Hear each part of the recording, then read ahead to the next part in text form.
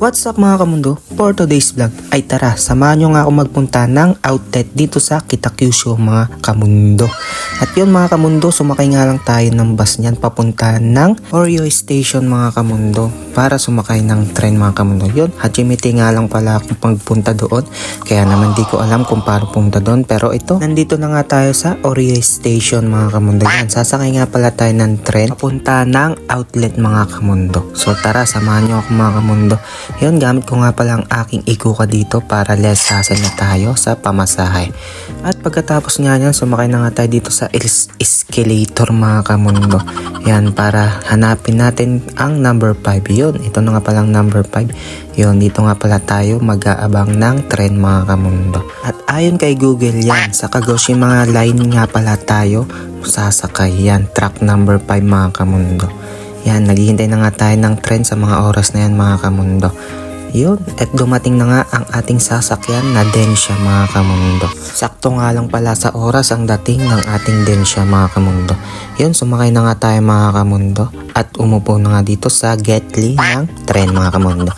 At yun, balik 3 istasyon nga pala ang dadaanan bago natin marating ang outlet ng Kitakyushu mga kamundo. Yun, napakalinis nga ng tren na to mga kamundo. At sa mga oras na nga na to, palapit na tayong bumaba. From Oryo Station, bababa nga pala tayo dito sa Space World Station mga kamundo. Yun, kung saan nandito nga pala ang The Outlet Kitakyushu mga kamundo. Wala kasi akong magawa that time, kaya naman talagang gumala tayo mga kamundo. Sayang din kasi ang araw kung nakatambay ka lang sa bahay nyo o doon sa apartment namin, kasi nakakatamad talaga at nakaka-homesick pagka nasa bahay ka lang mga kamundo. At yun, nandito na nga tayo sa outlet mga kamundo. Yun, napakaganda nga ng lugar na to mga kamundo at napakalawak ng outlet na to mga kamundo. Kaya naman tara, samahan nyo akong magpabudol dito mga kamundo. Yan, napakarami nga rin mga mapagpipilang mga pagkain dyan mga kamundo. At syempre, ito na nga ang pinunta natin, ang Nike mga kamundo. Yan, maghahanap-hanap tayo ng magandang pang-basketball mga kamundo. Yan, kaya tara naman, pasukin na natin tong Nike na to mga kamundo. At ito nga unang bumuhat sa akin, napakagandang pang-basketball yan mga kamundo. At napakaraming mga sapatos mga kamundo. Tapos ito makita nyo, Air Max mga kamundo, napakamumura lang yan mga kamundo. At itong mga pang jogging mga kamundo, pang running yan mga kamundo, diba? Tapos itong napakagandang KD mga kamundo, yun oh, pang basketball yan mga kamundo, wow, diba? Tapos meron din mga Nike yan. Tapos itong KD rin mga kamundo, ibang kulay lang.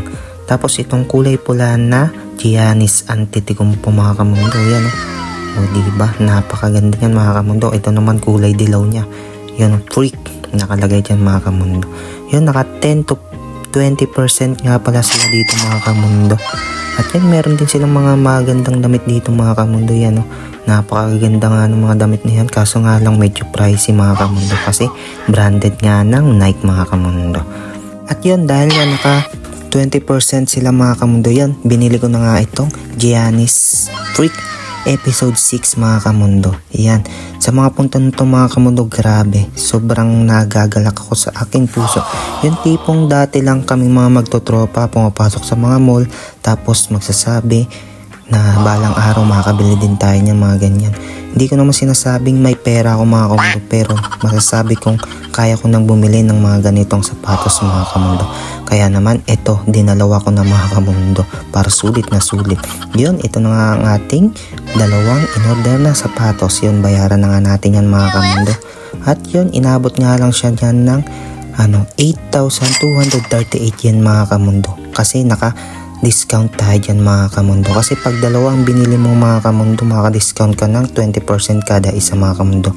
Tapos pag dinownload mo yung app nila mga kamundo, may another 10% discount ka doon mga kamundo. Kaya naman yan, tuwan-tuwa ang Jomski nyo mga kamundo. Yan, naka-discount tayo ng dalawang sapatos. At yun, marami nga rin mga branded dito mga kamundo. Yan, makikita nyo, halos lahat ng branded nandito mga kamundo.